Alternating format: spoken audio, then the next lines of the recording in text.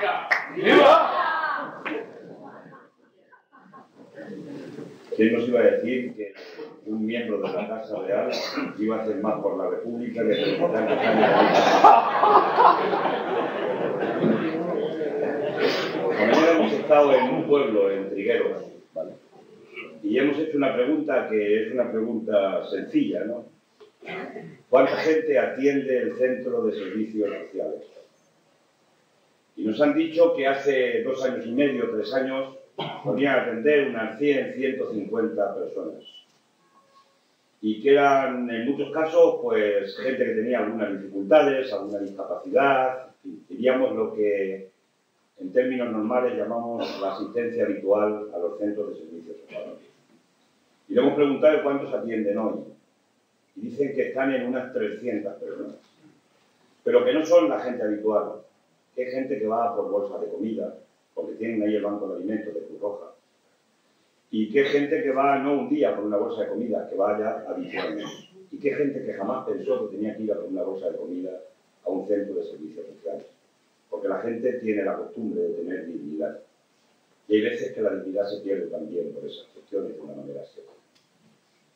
Por tanto, ese es el rostro de la crisis. Ahí están los rostros de la crisis. En todos y en cada una de esas personas, en ese pueblo, en Trigueros, como en tantos pueblos de España, cada día es más dura la situación que están padeciendo, ¿no? Y eso significa, y nos da un dato y una aportación, y es que la crisis no solo no para, sino que se agudiza. Y que algunos no tienen crisis, que no es verdad que hemos vivido por encima de nuestras posibilidades, como nos quieren meter en la cabeza. Que los coches de marca, de lujo, ha crecido el 83% su venta en España en el año pasado. Y los coches que compra la gente sencilla, la gente normal, la gente trabajadora han descendido un 18%. Esa es la crisis para unos, pero no es la crisis para otros. Y con eso, esta fuerza política, vamos a continuar trabajando en la misma línea, con los mismos objetivos, con la misma dirección que hemos trabajado en el periodo de la pre-campaña electoral, que hemos trabajado en estos últimos años desde que empezó la crisis, que es más una estafa que una crisis, que nos están engañando hasta con la palabra crisis, que estamos ante una gran estafa del poder financiero internacional contra los países y los ciudadanos. Y vamos a continuar en esa misma línea hasta que conseguir que los ciudadanos escuchen nuestro mensaje. En Andalucía estáis 6.100.000 personas con edad de votar. Si los 6.100.000 personas conocieran el discurso de Izquierda Unida a través de los medios de comunicación, yo lo voy a decir de una manera insistente y machacona, pero que de vez en cuando escucharan el discurso de Izquierda Unida, yo estoy seguro que sería mucha más gente la que daría la confianza a esta fuerza política. Porque nosotros estamos convencidos de que tenemos razones, las razones de la mayoría. Y otros están trabajando exclusivamente con las razones de una minoría. Pero esos son los que llegan con sus mensajes a esos 6.100.000 andaluces y andaluzas de una manera permanente. Y la gente opina de lo que conoce, de los mensajes que recibe. Y sobre eso se va forjando la opinión. Y sobre eso va tomando después decisiones en su vida. Por tanto, el camino que tenemos todavía, el de siempre, pero ahora más agudo si queréis, porque hay una campaña electoral también de por medio en Andalucía, que tenemos que hacer pedagogía. Y a la gente le tenemos que explicar qué es lo que está pasando. Y hay que explicarle que hay una salida diferente, que la resignación no vale para nada, que estamos en tiempo de resistencia y que estamos en tiempo, sobre todo, de vencer con las ideas, porque lo que nos han robado son las ideas. Y nos han metido en el pensamiento único de que no hay salida posible, nada más que la que nos cuentan los grandes medios de comunicación y los 2 grandes partidos en nuestro país. Y los voceros que pregonan lo que dicen esos partidos, los tertulianos, que no hay otra salida, pero hay una salida diferente. Hay una salida social que no tiene por qué tener tanto sufrimiento, tanta gente en nuestro país. Hubo una mayoría absoluta en las elecciones generales del Partido Popular. Tuvo el 44% de los votos, de la gente que votó. El PP tiene los votos de un 30% de la gente de este país que estaba en edad de votar, no tiene más. Pero tiene la mayoría absoluta del Parlamento, porque tenemos un sistema electoral que permite que un partido que no tiene la mayoría absoluta de los votos tenga la mayoría absoluta de los diputados en el Parlamento. Y eso significa que todas las leyes en este país se van a hacer en estos 4 años que vienen con las leyes que quiera hacer el Partido Popular. No tiene ninguna necesidad de dependencia de ningún otro partido para elaborar las leyes. Tiene 186 diputados y en función de ello va a funcionar este país durante 4 años con las leyes que haga el Partido Popular. Si hubiera tenido un sistema proporcional puro, donde todos los votos valieran igual en cualquier parte de los territorios de España, el PP hoy no tendría mayoría absoluta. El PP tendría 160 diputados, no tendría mayoría absoluta, que son 175. Y ya lo ha dicho Pedro, esta fuerza política tendría 25 escaños en el Parlamento. Y habría un Parlamento diferente, donde para negociar una ley habría que negociar con unos u otros grupos políticos. Ahora no. ¿Y por qué tenemos este sistema electoral? Porque hay unos cuantos partidos que no han querido cambiar nunca este sistema electoral. Pero el último que lo ha podido cambiar y no ha querido, y hay que decirlo, es el Partido Socialista Obrero Español. Y yo se lo he pedido a Rodríguez Zapatero en 2 ocasiones concretas, en 2 reuniones largas y tendidas, que modificara el sistema electoral para posibilitar que todos los votos de izquierda de este país se convirtieran en parlamentarios y parlamentarias de izquierda en el Parlamento. Y Zapatero no ha querido reformar la ley electoral, a pesar de que tenía un informe favorable del Consejo de Estado que nos daba la razón a los que reivindicábamos la reforma electoral. Por tanto, la responsabilidad política de que hoy el Partido Popular tenga esa mayoría absoluta, una parte esencial y fundamental, la tiene Rodríguez Zapatero, su gobierno y el partido que le ha dado el sustento. Por tanto, eso hay que contarlo y hay que decirlo, porque después las cosas tienen consecuencias y pasan cosas después. Y se toman decisiones políticas. Nosotros dijimos en la campaña electoral que había que votar a la Izquierda Unida porque, por muchas razones que vimos, ¿no? Pero había una razón importante y fundamental, y es que considerábamos que la llegada del PP al gobierno de España, que se abarruntaba que iba a llegar, el PP iba a dar una vuelta de tuerca más al recorte de derechos laborales y sociales de los trabajadores y trabajadoras. Eso dijimos en la campaña electoral, lo recordamos perfectamente. Pero entonces únicamente lo decíamos, presumíamos que se podía producir esa situación. Ahora, después de las elecciones, con la mayoría absoluta del Partido Popular, ya no es una presunción, ahora ya es una realidad objetiva. Porque el primer paquete de medidas que adopta el gobierno del Partido Popular, el famoso decreto del día 30 de diciembre, que después se convalida en el Congreso de Diputados por la mayoría absoluta del PP, es un decreto de medidas de ajuste duro que lo presentaron muy bien, en un envoltorio precioso. Salió la vicepresidenta del gobierno, salieron los 2 ministros de las carteras económicas y de Hacienda y salió la ministra de Trabajo. Y lo presentaron muy bien. Nos dijeron, nos hemos encontrado algo que no nos contó el gobierno saliente, que tenemos un déficit del 8%.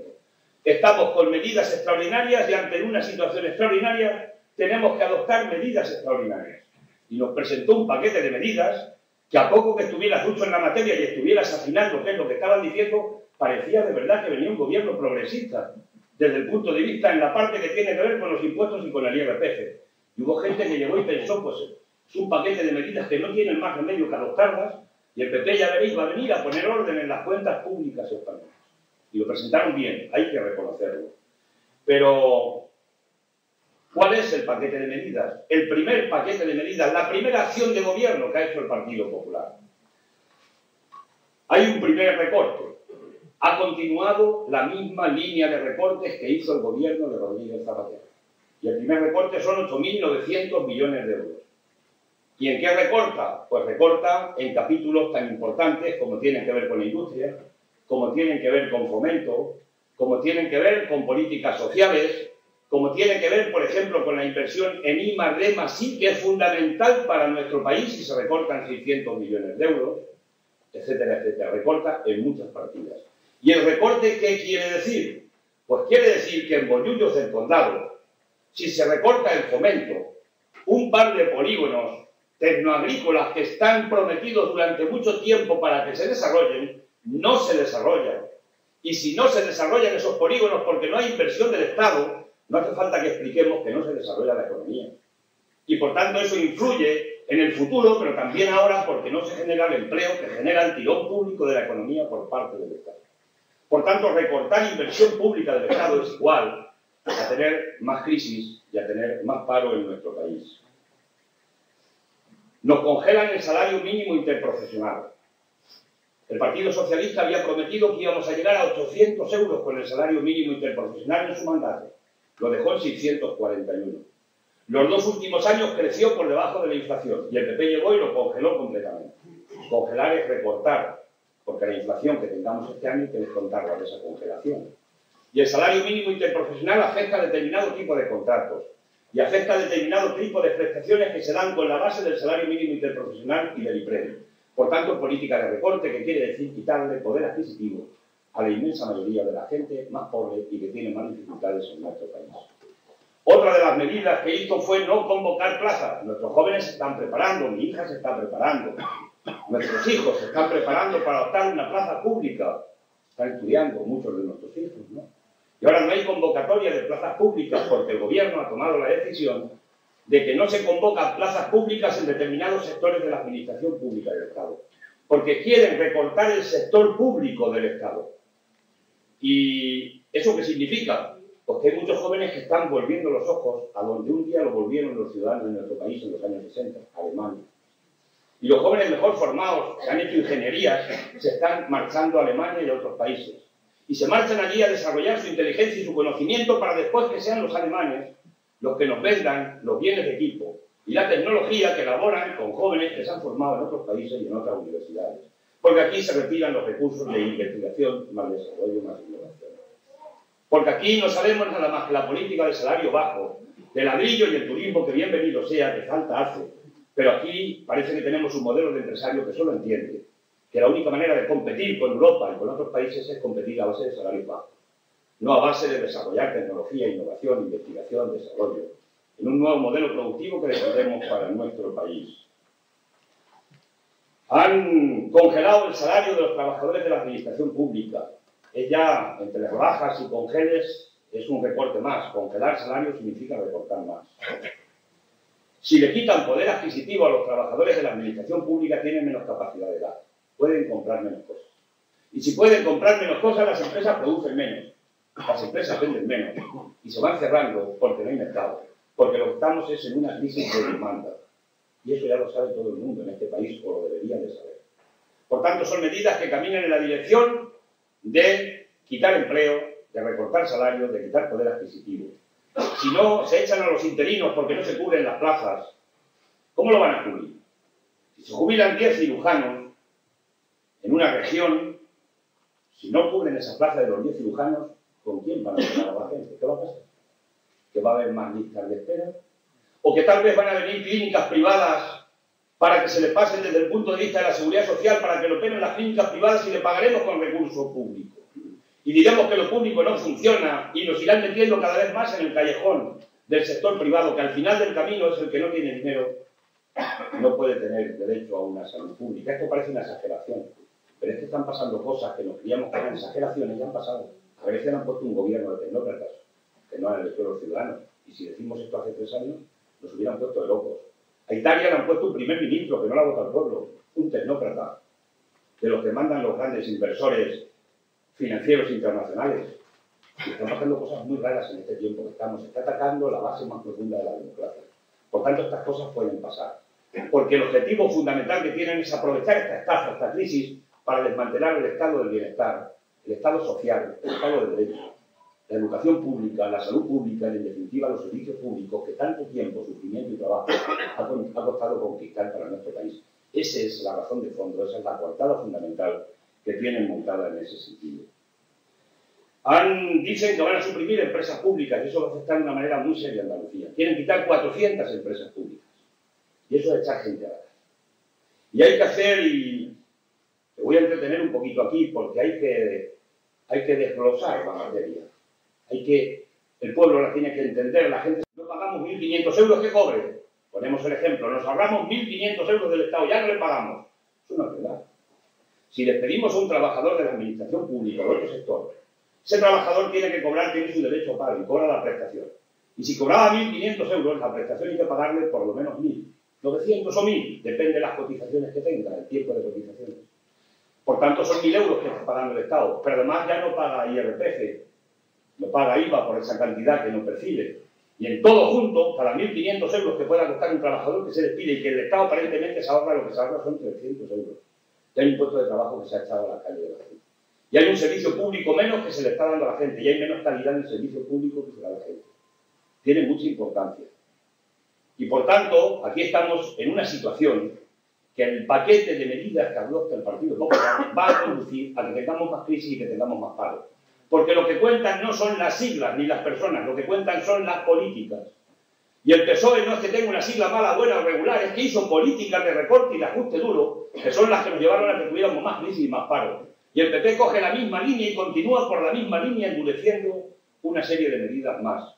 Pero de esta manera nosotros no salimos de la situación de crisis que tenemos y seguiremos teniendo más desempleo en nuestro país. No lo contaron en la rueda de prensa, a pesar de que había, como dije antes, 4 ministros, entre ministros y vicepresidentes. Pero hombre, no era cosa menor. Metieron en un apartado del decreto que le ponen 100.000 millones de euros, 100.000 millones de euros, son muchos ceros, es mucho dinero, a la banca, para avales a la banca. Y eso no lo contaron en la rueda de prensa, no tenía importancia. Tampoco lo contó el ministro Montoro cuando fue a explicar el paquete de medidas en el Congreso de Diputados. Tampoco lo contaron. Esto querían que pasara de tapadillo. Y aquí hay que explicar, para que la gente entienda, qué significa esto de 100.000 millones de avales a la banca. Yo en el debate de investidura le pregunté directamente a Rajoy. Y le dije, señor Rajoy, porque dijo en un momento determinado en su intervención que había que decirle al pan pan y al vino vino. Pues dígale usted, al pan pan y al vino vino, ¿va usted a hacer un banco malo, sí o no? Contestó que no iba a hacer un banco malo. El prisionero ya de esa declaración. Banco malo, ¿sabéis lo que es? Pues que los bancos que han negociado de mala manera los recursos de los ciudadanos que tenían puestos en las entidades de ahorros, que lo han gestionado mal, que han perdido muchísimo dinero porque han jugado a la economía especulativa, han hecho agujeros impresionantes de cosas que aparentemente tienen un valor como suelo y viviendas, pero que ya no tienen ese valor. Y tienen un agujero dentro de los bancos, que por eso se han tenido algunas cajas, han desaparecido, se han tenido que privatizarlas, han privatizado en lugar de convertirlas en un banco público.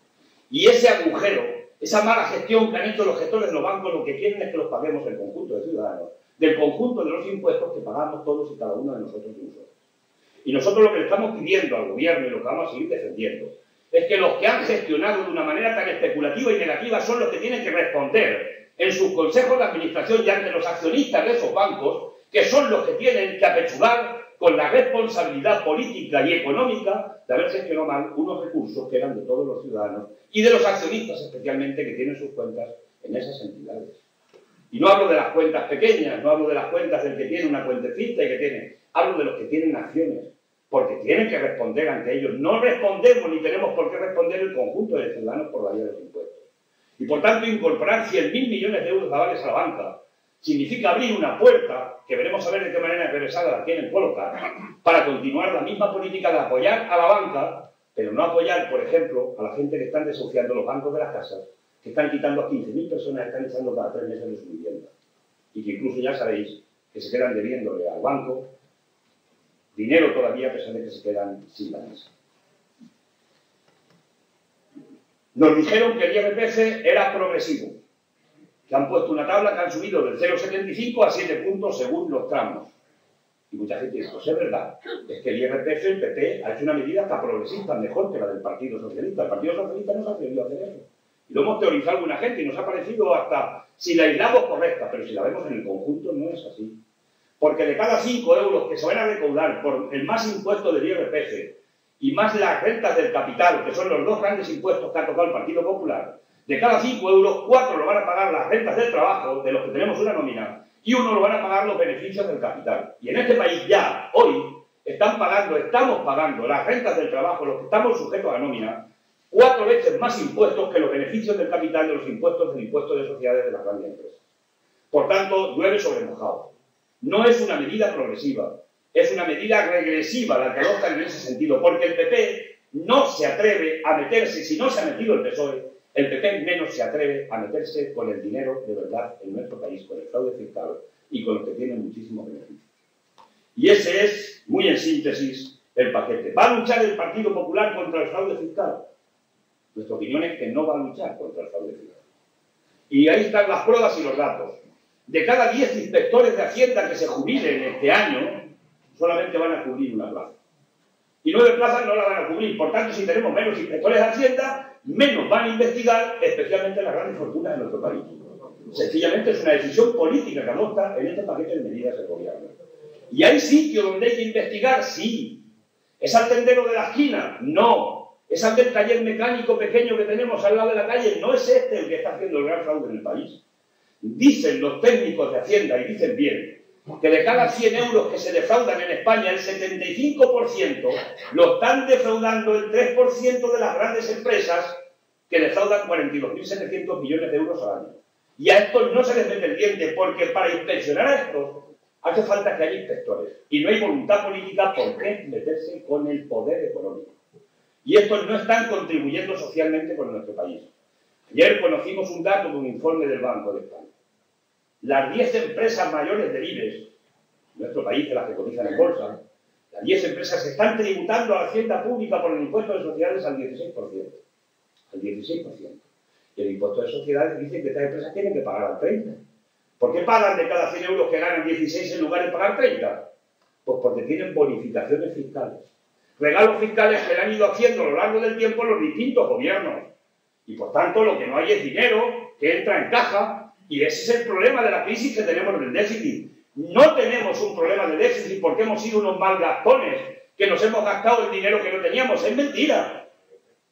Las comunidades autónomas, cuando han hecho sus previsiones de los presupuestos, han previsto en función de los ingresos que le iba a dar el Estado el año siguiente.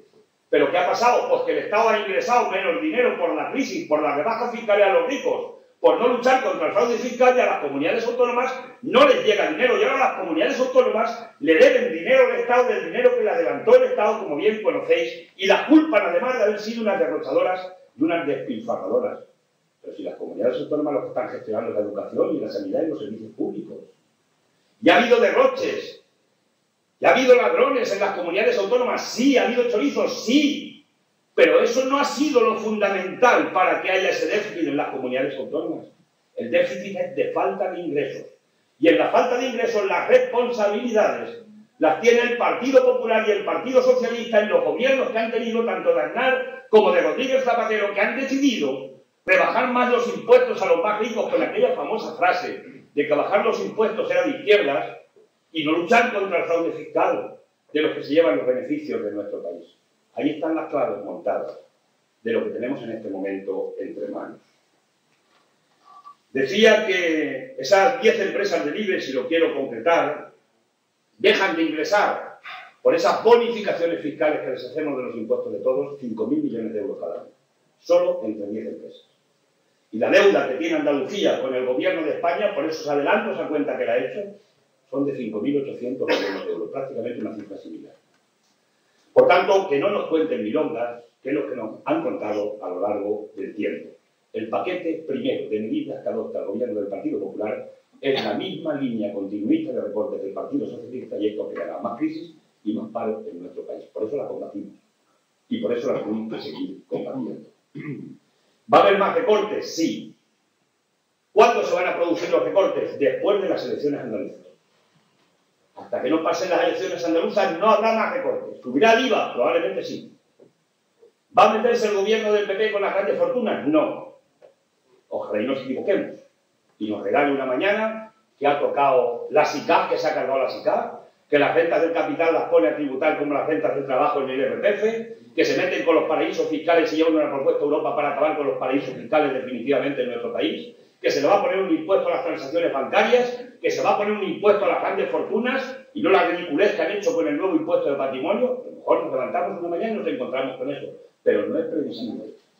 Lo que nos encontraremos será con más política de recorte, pero eso será después del 25 de mayo, cuando presente el gobierno el presupuesto general del Estado para ese tiempo. Después del argumento será que tenemos un déficit y tenemos que ajustarnos a lo que ha mandado Europa y a lo que hemos aprobado en nuestra Constitución española en la modificación del artículo 135 que se metió sin consulta al pueblo español. Y por la misma regla de 3 por la que quieren aplicar también los ajustes en las propias comunidades autónomas y limitar la capacidad de autonomía financiera por parte de las propias comunidades autónomas de gasto y de orientar su propia economía. Eso es lo que pensamos que va a venir en el tiempo que viene. Un par de pinceladas concretas de la deuda pública. Vamos a aprender en estos años de crisis más de economía que que seguramente hemos aprendido en toda nuestra vida y en toda nuestra historia. Ya sabemos que una prima ya no es una prima familiar, sabemos que es la prima de riesgo. Y ya cuando preguntamos qué es la prima de riesgo, ya decimos que son los intereses que le paga el Estado a los especuladores cuando le compramos dinero para que podamos seguir funcionando en nuestro país. Vamos aprendiendo cosas de ellas. ¿Qué pasa con la deuda pública? Nosotros pagamos cada año 27.000 millones de euros de deuda pública en el año 2011. Es casi tanto como se paga de desempleo en España. Todos los parados juntos de España vienen a cobrar 3 o 4.000 millones de euros más que lo que pagamos de intereses por la deuda pública. Tiene mucha importancia. ¿Y por qué tenemos tanta deuda pública? ¿Y por qué pagamos tantos intereses? Pues mira, la cosa es muy sencilla.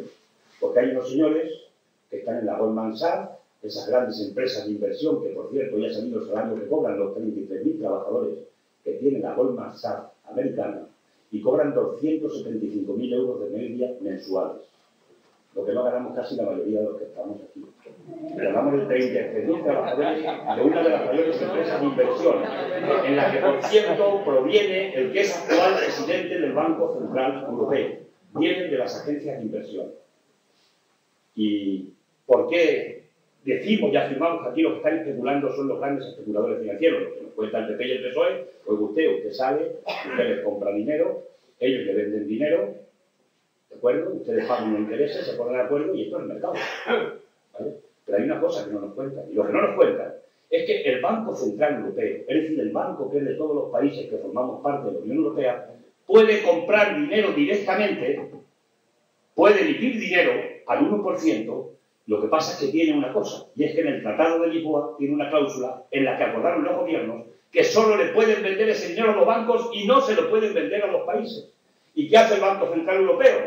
Que lo controlan los gobiernos de la Unión Europea. Le venden el dinero a los bancos al 1% y los bancos vienen y nos compran deuda a los países al 3, al 4, al 5% y hacen el negocio del siglo redondo. Y especulan con los intereses que después tenemos que pagar nosotros y son los dineros que nos faltan para tener más escuelas, más sanidad o más servicios públicos. Esto está pasando. Y la pregunta es el millón. ¿Y por qué no cambian los gobiernos esa medida en el Banco Central Europeo? Y el Banco Central Europeo, igual que hace la Reserva Federal estadounidense, compra directamente la deuda a los países. Y se acaba la especulación de todos los especuladores financieros internacionales. Se acabó la especulación. ¿Por qué no lo hacen? Y la respuesta solo podemos llegar a una conclusión. La conclusión es que los gobiernos están al servicio de los grandes especuladores, de los banqueros, del capitalismo y, en definitiva, de los intereses económicos.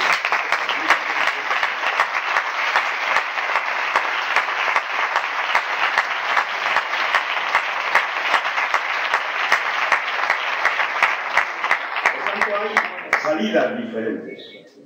Y un par de cosas para concluir, porque de todo esto es de lo que vamos a tener que hablar a lo largo de la campaña, a lo largo, a lo ancho y a lo alto. Y cuanto más gente escuche el discurso, pues más gente opinará y tendrá criterio para poder opinar sobre las cosas. Pero un par de cuestiones finales, si queréis. La primera de ellas es que sabéis que se está negociando en este momento por parte de los sindicatos y la COE lo que son las condiciones de la nueva llamada reforma laboral. Y que el gobierno les ha emplazado y le ha dicho, si no os ponéis de acuerdo, yo legislaré. Y en un plazo de tiempo tendríamos una nueva reforma laboral en España. ¿Qué se está cociendo aquí? Lo que plantea la COE, la empresarial española, que el sector más duro es el que está empujando para que no haya acuerdo, porque prefiere que sea el gobierno del PP el que saque un decreto, porque sabe que va a sacar el decreto más duro que lo que puede salir a la negociación entre la COE y los sindicatos. Ese es el fondo del problema. ¿Qué se está discutiendo aquí? Pues lo que plantea la COE es algo muy sencillo. Quiere que se le rebajen las cotizaciones a la seguridad social. Luego sale Montoro a decir que tenemos déficit de la seguridad social. Dice que hay que ir a recortes salariales. Plantea que los descuelgues en la negociación colectiva tienen que ser algo cotidiano. Es decir, quieren cargarse en la negociación colectiva la posibilidad de que un trabajador de un comercio de aquí, de Huelva, pues sepa que tiene un convenio nacional y que su convenio dice que tiene que cobrar 7 y que las condiciones de trabajo son las que sean. Y ese convenio sirve para aquí, sirve para Cataluña, sirve para Euskadi y sirve para cualquier punto de España. Y es el punto de referencia y de defensa que tiene cualquier trabajador, por muy aislado que esté, de acuerdo con su patrono, con el empresario que tenga para poderse defender. Y esto se lo quieren cargar. Porque lo que quieren es que cada uno negocie con su empresario de turno que le toque las condiciones laborales. Y en eso sabéis que hay quien pierde. Porque lo que se consiguió con la negociación colectiva era que sumábamos la fuerza a todos los trabajadores para negociar las mejores condiciones y que este fuera los empresarios. Por eso se quieren cargar la negociación colectiva. Quieren abaratar el despido. quieren que cuando un juez dice que el despido que han hecho a usted, que le han echado de la empresa, y es un despido improcedente, porque no había razones en la empresa para echarle, razones causales, económicas o de cualquier nivel organizativo, y dice el juez que es improcedente, te echan a la calle con 20 días. Eso quiere la mayoría. No quiere pagar los 45, que es lo que se está pagando en este momento. Ya no hablamos de que te readmitan, porque lo lógico cuando se diera un despido improcedente es que el trabajador continuara trabajando en la empresa, si quiere seguir trabajando. Eso sería lo lógico, porque es improcedente. No es procedente, ha dicho la justicia. Pero en este país estamos perdiendo derechos laborales. Y lo que plantean igualmente es que hay que despedir a 900.000 empleados públicos en toda España, que sobran empleados públicos en España. Quieren cargarse lo público. ¿Por qué quieren cargarse lo acero? ¿Porque sobran empleados públicos en España? No. Porque quieren que los coja el sector privado, porque quieren hacer un negocio en los sectores de la educación y de la sanidad, como ya estamos viendo en los hospitales de Castilla-La Mancha, que ya se han ido Cospedal a decir que 4 hospitales van a empezar a hacer la gestión público-privada. En definitiva, privatizar la sanidad pública. Porque quieren hacer negocio en esos nichos. Y esto tiene que ver con la política europea de la directiva Bolkestein, que es la implantación de la liberalización de los servicios en todos los territorios de la Unión Europea. Aquí nada está desligado. Aquí todo va ligado. Y plantea igualmente que el gobierno decrete la reforma laboral. Y nosotros ante eso lo que estamos diciendo, que si imponen, que impongan, pero los sindicatos deben resistir. Porque esto es un tema de correlación de fuerzas. Y nosotros aconsejamos que aguanten el tirón y que no acepten pérdida de derechos laborales de los trabajadores. Porque todas las reformas laborales que se han hecho en España, todas, las 5 que llevamos en la transición, ninguna creó empleo. Todas destruyeron más empleo y precarizaron más las condiciones de trabajo de los trabajadores. Y la última reforma que hemos conocido, lo que ha permitido es que se despida a la gente más barata. Que haya menos contratos fijos, más contratos temporales y, en definitiva, que se cree mucho más paro porque ha sido más fácil despedir a los trabajadores. Esta ha sido la última reforma laboral. Y, por tanto, si le imponen, que le impongan porque tengan más fuerza, pero no porque sea aceptada por los trabajadores y por sus sindicatos de clases representativas. Nosotros lo que decimos es que hacer una reforma empresarial, que es la que necesita el país. Y los empresarios, en lugar de querer resolver los problemas de la competitividad con Europa, bajando los salarios todavía más en un país que estamos muy por debajo de la media de los salarios de la Unión Europea, donde hemos perdido 2,3 puntos con respecto al reparto de la tarta entre el capital y el trabajo en los últimos años. Lo que estamos diciendo es que las empresas le exijan al gobierno que luche y que acabe con el fraude, y se lo exijan a sí mismas, la COE, a sus propias empresas, que contribuyan socialmente, como dice la ley en nuestro país, que paguen el impuesto de sociedades a los tipos reales, que den de alta a todos los trabajadores, porque hay muchas empresas presitas, por decirle algo, que no le dan de alta a los trabajadores en la seguridad social, que defiendan la banca pública, que es la que posibilitaría que haya crédito para la pequeña y mediana empresa, que es un problema serio de las empresas en nuestro país. Que los beneficios que obtengan las empresas, en lugar de invertirlos en la economía especulativa, los inviertan en la economía productiva, es decir, en crear empleo. Y que inviertan en I+D+I, porque ese es el camino de la competitividad y no el camino de los salarios bajos. Concluyo diciendo que hay alternativas diferentes. Diego ha explicado unas cuantas y no me entretengo en ellas. Nosotros vamos a estar presentando centenares de iniciativas al Parlamento, pero está acotado. Me imagino que sabéis la mayoría cómo funciona eso, pero cada semana le podemos hacer una pregunta al gobierno. Nosotros solo una. El PP le puede hacer 10 y el Partido Socialista le puede hacer 10. Pero los demás grupos políticos solo le podemos hacer una. Así que cada semana afinamos qué pregunta le vamos a poder hacer a Rajoy y que después contestará lo que quiera y nosotros le diremos lo que nos parezca. Pero una pregunta. Iniciativas legislativas, proposiciones de ley, nos va a tocar una por cada periodo de sesiones. Hay 2 periodos de sesiones en el año, pues podemos presentar una ley, un proyecto de ley, una en el primer semestre y una en el segundo semestre.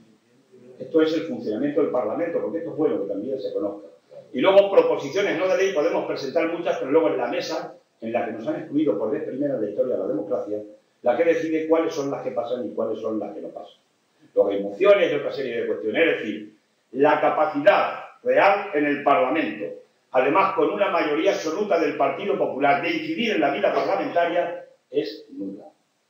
Lo único que nos sirve es que es una caja de resonancia para llevar las iniciativas de las zonas, de las provincias, los problemas de la gente, llevarlos allí, hacer preguntas, conocer cómo están los temas, dar guerra, protestar, hacer mucha iniciativa, pero capacidad real de poder de negociar no es posible, porque eso solo se consigue con el poder que dan los votos de los ciudadanos y las ciudadanas.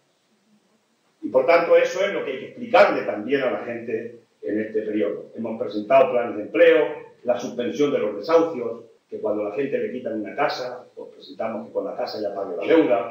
Hemos presentado que el máximo pago que se puede hacer en efectivo sea de 1.000 euros. Fijaros qué medida más tonta. Si solamente se pudiera pagar en efectivo el máximo 1.000 euros en cualquier cosa que compremos y el resto hubiera que comprarlo a través de tarjeta, por un vehículo, por un mecanismo que tuviera control, podrían aparecer, según los técnicos de Hacienda, 26.000 millones de euros del fraude fiscal que hay en el país. Solo con esa medida. Se la hemos propuesto al gobierno. No nos han prestado hasta ahora atención. Esperemos a ver si tienen voluntad de luchar contra el fraude. En fin, no me entretengo más. Quiero concluir con 3 o 4 mensajes. El primero de ellos es que este grupo parlamentario, aquí tenéis ya 2 parlamentarios de izquierda para todas las iniciativas que haya que llevar. Por lo menos que la guerra la podamos dar. Que sepan que estamos ahí y la vamos a dar en el trabajo en las comisiones. Y en el pleno en las ocasiones que tengamos, en los grandes debates o en los pequeños debates. Vamos a no institucionalizarnos. No es un grupo de parlamentarios que nos vamos a quedar allí en la moqueta del Parlamento, porque además la moqueta suele crear a veces mal, no sé si cambia a las personas, vamos a intentar que no nos cambie a los que estamos allí. Y vamos a intentar, y lo vamos a conseguir, de estar en todas y cada una de las provincias, contándole a la gente lo que pensamos de las cosas, llevando la problemática que tiene la gente y presentando sobre todo iniciativas y alternativas a los problemas concretos, intentando generar la gran alternativa que necesitamos de la izquierda en nuestro país. Esa es la tarea que vamos a tener esencialmente en el trabajo del grupo parlamentario, que hemos crecido, como os he dicho, de una manera importante, ¿no? Vamos a estar en la movilización, porque este país se va a movilizar cada vez más. Pero no se va a movilizar porque a la gente le gusta salir a la calle a movilizarse. Le parece que es que somos unos profesionales de la movilización. Pues no, mire usted, estamos mejor sentados tomándonos una caña en cualquier sitio. Pero no estamos tan contentos con salir a la calle a patear. La gente cuando sale a la calle porque tiene problemas. Y porque reivindica derechos. Y porque estamos en nuestro derecho a reivindicar derechos. No nos apetece. Pero salimos porque hay que salir. Pero el gobierno que dice que si somos unos pancarteros, ya por lo pronto ha hecho 2 primeras compras importantes. Ha comprado 1 millón de euros en gases lacrimógenos. Son unos botes que tiran, sabéis, que hacen humo, que te lloran los ojos y que no ves ni leche. Algunos los hemos probado y los conocéis bien. Y también se han comprado, se van a gastar en esto menos cantidad, 100.000 euros, salen a 95 céntimos cada una, bolas de esas de goma que cuando las tiran con los cacharros te pegan un bolazo y si te pillan bien ya las ha liado. Bien, el gobierno se está preparando para las manifestaciones callejeras. Por tanto, el gobierno sabe las medidas que va a adoptar y ha elegido un ministro de Interior, por cierto, López, y es el que se va a hacer cargo de ser el que defienda los valores patrios de la actual mayoría absoluta del Partido Popular en el Parlamento de España y en el gobierno. Y nosotros pues, vamos a estar en la acción, como hemos estado siempre, en la movilización con la gente, reivindicando otro modelo distinto de sociedad más justa, más igualitaria, y donde consigamos de alguna manera pues, avanzar en los valores, en la defensa del estado del bienestar, de nuestra democracia que nos la están robando, en definitiva, en lo que venimos defendiendo desde siempre, desde la izquierda. Vamos a trabajar para construir con todos y con todas las que quieran con nosotros una gran alternativa, porque sin poder político no hay cambio ni hay transformación social en el país. Y el poder político se tiene que conseguir con la toma de conciencia de la gente y con la convicción de que las cosas en un Estado de Derecho se cambian y se cambian también con el voto y con la fuerza de la gente. Y es una tarea lenta, si queréis, pero en esa tenemos que seguir empeñados porque además creemos en el Estado de Derecho, aunque no nos guste cómo desarrollan este Estado de Derecho, donde, ¿cómo le vamos a explicar a nuestros hijos mañana que los malos están juzgando a un bueno que se ha sentado en un banquillo para intentar perseguir a los malos? ¿Cómo se lo vamos a explicar a nuestros hijos en la historia reciente?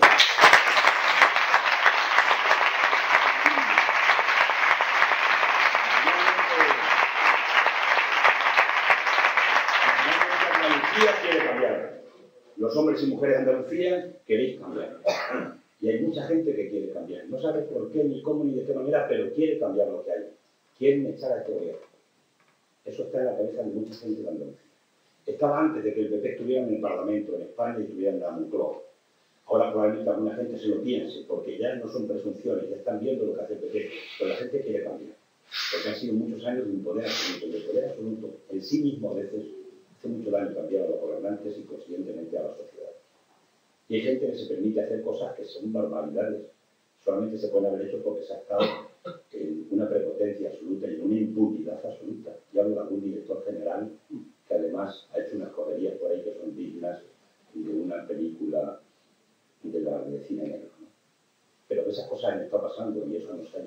gestionado ni controlado en su momento y a tiempo, pues no tiene mucho. ¿Y cómo se lo explica uno? Porque ha habido gente que está en mucha impunidad. Y mucha gente quiere cambiar en esta Andalucía. Y la gran pregunta es el cambio por la izquierda o por la derecha. Cambiamos a una mayoría absoluta del Partido Popular para que ya consoliden la mayoría absoluta total en este país, porque Andalucía es el 20% de los habitantes de España. No es cualquier cosa, es el 20%. Es el único botón que le queda por poner el botón azul en todos los territorios del Estado donde no gobiernan algunas fuerzas nacionalistas, por cierto, conservadoras en la mayoría de los sitios, ¿no? Por tanto, hay que ver por dónde queremos el cambio y hay que explicárselo a la gente. Y si cambiamos más a la derecha y además con un gobierno de mayoría absoluta, no hace falta que expliquemos qué es lo que va a venir el día después. Yo no creo que se vaya a producir ninguna expropiación legal de tierras para que salga un movimiento cooperativo agrícola y se pueda hacer una transformación agroalimentaria con el PP gobernando o con los herederos de la Duquesa de Alba, por mucho que alguna de nuestra gente se junte con ellos en alguna de las cortinas.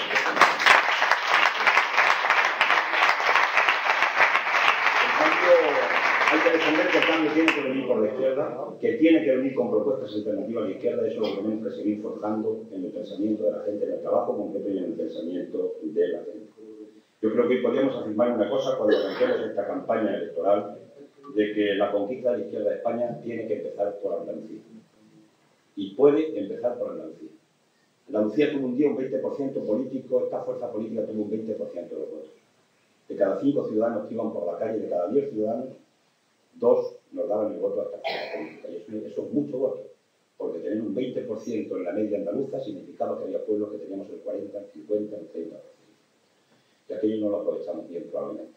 No hace falta que nos autoflagelemos ni que repasemos la historia, pero probablemente no acertamos en la gestión de aquel resultado. Pero esta Andalucía tiene un componente de izquierda clarísimo. Y yo creo que es el tiempo y el momento, y creo que estamos en la línea política adecuada para volver a decirle a mucha gente de izquierda que el cambio tiene que volver a empezar por Andalucía desde la izquierda. Y hay que empezar a recordarle a la gente que en estas elecciones municipales últimas hemos tenido un voto muy importante que ha superado el 11% del voto, y a toda esa gente que nos ha votado en las elecciones municipales hay que decirle que si somos buenos para gobernar los ayuntamientos, también podemos ser buenos para estar en el gobierno si fuera necesario de la comunidad autónoma. Pero en todo caso, para tener un grupo parlamentario importante, fuerte, que incida que se puedan hacer políticas a la izquierda en esta comunidad, que es lo que está necesitando Andalucía, o Andalucía y especialmente toda esa gente, esos porcentajes tan inmensos de gente, ese 1.200.000 personas que están parados, y otra gente que aunque tenga trabajo, tiene trabajos muy precarios y con muchísimas dificultades. Por tanto, trabajaremos en la campaña porque Diego, además de ser el candidato, y hay que pelear por sacar alguno más, ojalá consiguiéramos sacar alguno más por Huelva, pero hay que empujar fuerte para eso, para que podamos de alguna manera empezar de nuevo, una vez más, la conquista de la izquierda de España desde esta Andalucía. Creo que las condiciones están creadas, es únicamente de que nuestro mensaje y nuestro discurso lo podamos llevar a los ciudadanos y ciudadanas, que aunque no sepan muchos de ellos que son de izquierda, si no les gusta la izquierda, hay que decirles que lo que les ha engañado no es la política de izquierdas, han sido políticas de derechas que han hecho unos señores con unas siglas de izquierdas en nuestro país.